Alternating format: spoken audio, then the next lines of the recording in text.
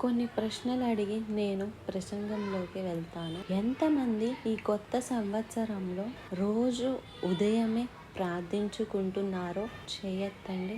ఎంతసేపు అని నేను అడగటం లేదు, ఏం ప్రార్థన చేస్తారు అని అడగటం లేదు. ప్రార్థించుకుంటున్నారు అన్నవారు చేయి చూపించండి. అది కూడా చేయని వాళ్ళు ఉన్నారా? ఈ రోజు నుంచి చేయండి. ఈ రోజు నుంచి మీ దినచర్య ప్రార్థనతో ప్రారంభించాలి, ప్రార్థనతో ముగించాలి.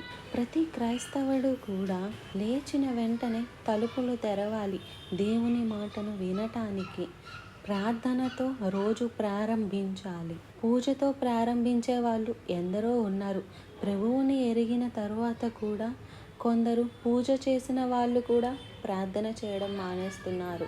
ఇప్పుడు పొద్దున్నే లేచి సూర్య నక్షత్రాలు చేయమనే వాళ్ళు పెద్దలు.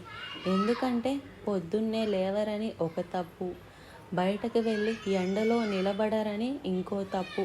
కాబట్టి సూర్య నమస్కారం చేస్తే నీకేదో లాభం వస్తుంది, లేకపోతే దరిద్రం వస్తుంది అని చెప్తే చేస్తారు. అసలు సంగతి ఏంటంటే సూర్యుని ఎదురుగుండా పోయి పొద్దున్నే ఎండలో నిలబడితే నీకేం వస్తుందో తెలుసా? క్యాన్సర్ రాదు, డి విటమిన్ దొరికిద్ది.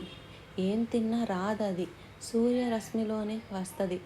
పొద్దున్నే లేచిన నీతి సూర్యుడైన ప్రభువును చూస్తే డి విటమినే కాదు, ఏ టు డి ఎన్ని విటమిన్లు కావాలో, ఎంత బలం కావాలో నీకు ఆధ్యాత్మికంగా, శారీరకంగా అన్ని విషయాల్లో మన నీతి సూర్యుడైన ప్రభువు ఆయన ముఖదర్శనం చేసుకుంటే మనలో ఉన్నటువంటి కల్మషాలన్నీ కడిగి వేయబడతాయి, క్రిములన్నీ నాశనమైపోతాయి. ఈ రోజున పొద్దున్నే లేవరు, లేచిన ప్రార్థన చేయరు.